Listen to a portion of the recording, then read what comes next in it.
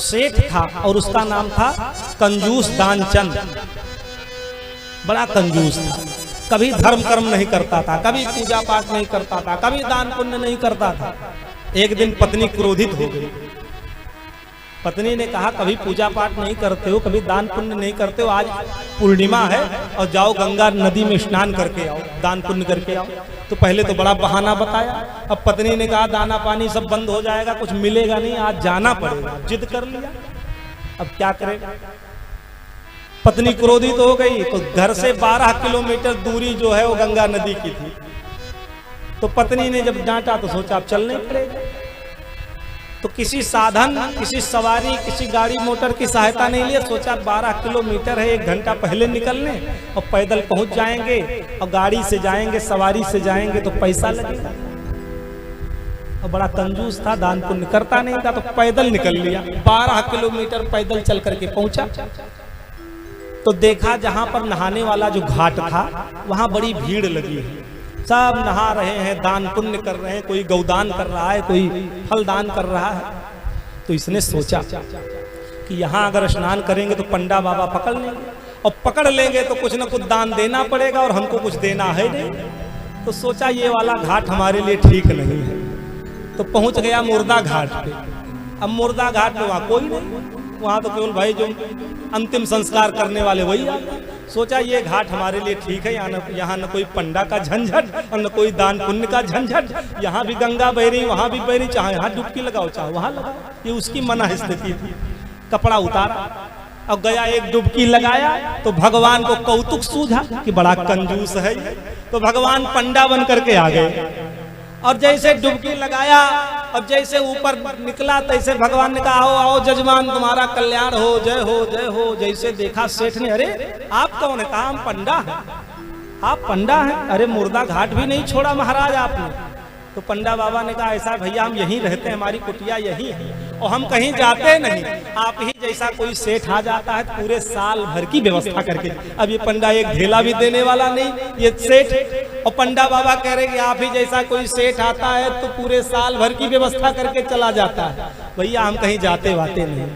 अब सेठ ने कहा आपको गलतफहमी हो गई, दान देना होता तो हम उस घाट पे नहाते, अगर देना होता तो वहां नहाते, इसलिए भैया हमारे पास कुछ है नहीं, हम देंगे होंगे नहीं, हमको जाने। और भगवान बैठ गए उसी घाट पे। कहा जब तक दोगे नहीं तब तक गंगा से निकलने नहीं देंगे। अब उधर निकलने जाए, दाएं जाए तो दाएं चले जाए, बाएं जाए तो बाएं चले जाए। अब बड़ी आफत में फंसा सेठ, अब क्या करें। तो लग रहा है पंडा बाबा मानेंगे नहीं। हाथ जोड़ते भाई मान जाओ, हम कुछ देंगे नहीं महाराज, हमारे पास कुछ है नहीं। तो भगवान जो पंडा बने उन्होंने कहा कुछ तो देना ही पड़ेगा, हम निकलने देंगे नहीं। अब प्राण संकट में आ गया तो सोचा, कहा अच्छा एक युक्ति मन में उसकी आई। कहा ठीक है हम देने के लिए तैयार हैं, लेकिन हम संकल्प कर लेंगे, देंगे बाद में। कहा ठीक है कोई बात नहीं, संकल्प कर लो दे देना कोई बात नहीं। तो कहा ठीक है, संकल्प का जल लिया। कहा लेकिन एक धेले का संकल्प करना, उससे ज्यादा करना। उस समय एक धेला वही चवन्नी बन्नी रहा हो।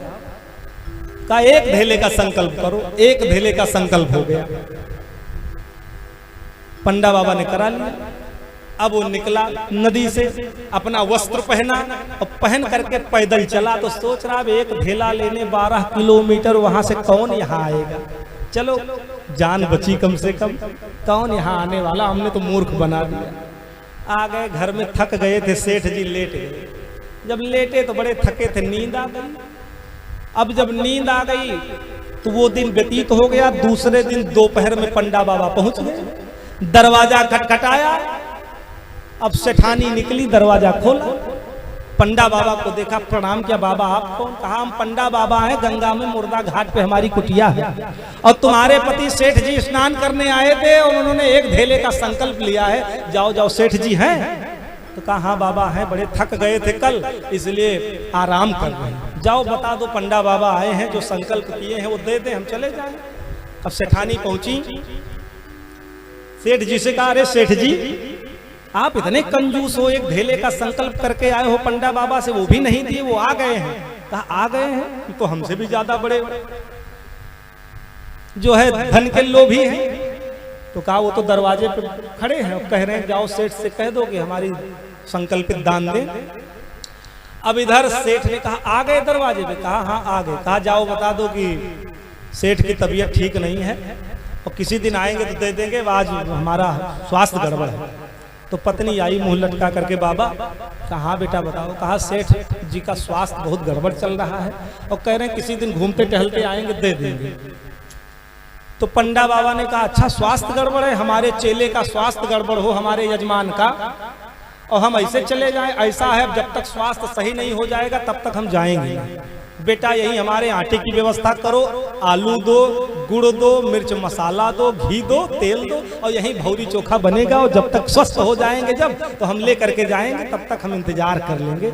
आखिर में हमारे जजमान हैं, हमारा भी कर्तव्य है अपने जजमान के प्रति उनके उत्तम स्वास्थ्य की कामना करना। अब सेठानी बड़ी क्रोधित हुई, दौड़ी दौड़ी गई सेठ से, कहती फालतू बवाल खड़ा कर दिए हो, एक धेले का संकल्प करने आए हो, 2 रुपए के भोजन की व्यवस्था करनी पड़ेगी।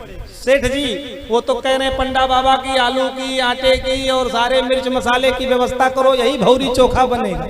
अब बताओ अब क्या करें? दे दो, बवाल खत्म करो, उनको भेजो।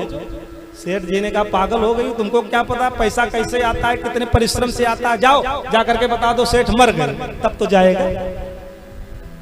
कहा कोई आदमी ये कह दे कि मर गया आदमी तब तो आदमी चले जाएगा। कहा जाओ बता दो सेठ मर गए।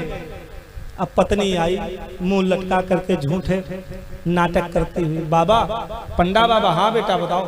कहा वो सेठ जी बहुत बीमार थे, हमारे पति कैसे क्या बतावें आपको, वो तो स्वर्ग सिधार गए, उनके तो प्राण उड़ गए, प्राण पखेरु चले गए, वो तो मर गए अभी अभी, और झूठो रोने लगी।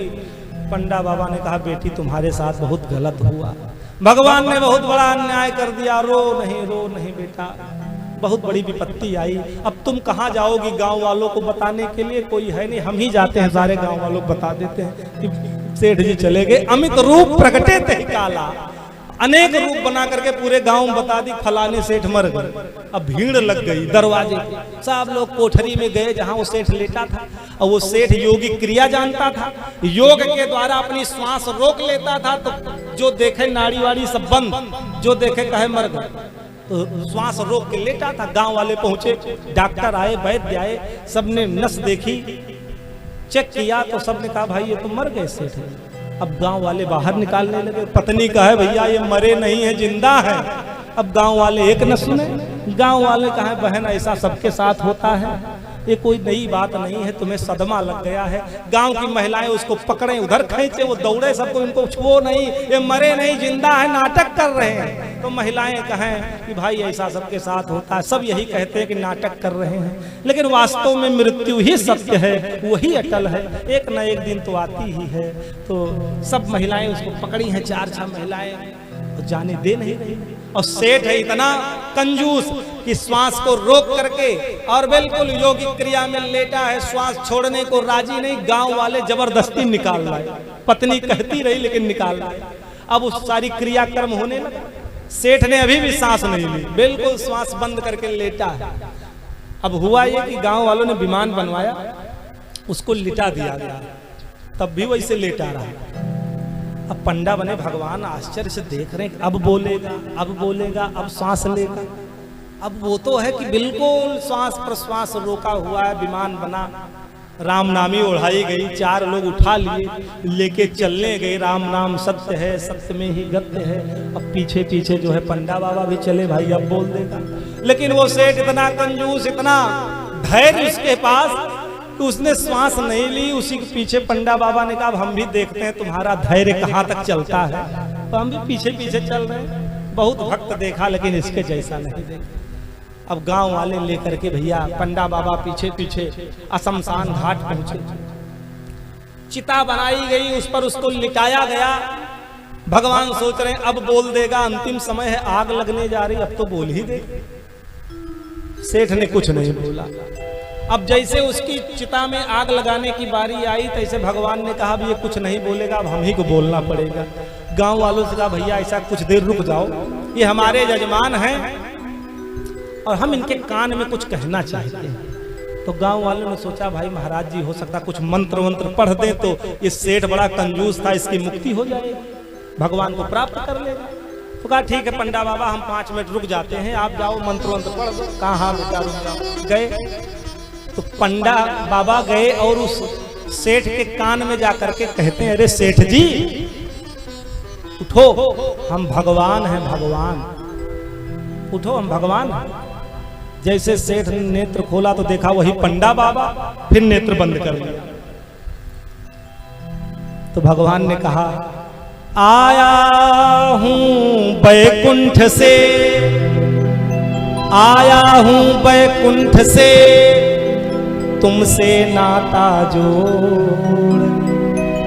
भैया मैं बैकुंठ से आया हूं तुमसे नाता जोड़ कर, और मांग ले हूं वरदान कछु। अब तुम तो हमको कुछ नहीं दे पाओगे, अब तुम ही मांग लो हमसे। भगवान कहते हैं कि आया हूं बैकुंठ से तुमसे नाता जोड़, और मांग ले हूं वरदान कुछ, अब तुम ही हमसे मांग लो। तो सेठ ने कहा, धेला दीजिए छोड़, वही जो धेले संकल्प वही छोड़ दो बस, और कुछ नहीं चाहिए। इतना कंजूस। एक व्यक्ति दान देने गया मंदिर में,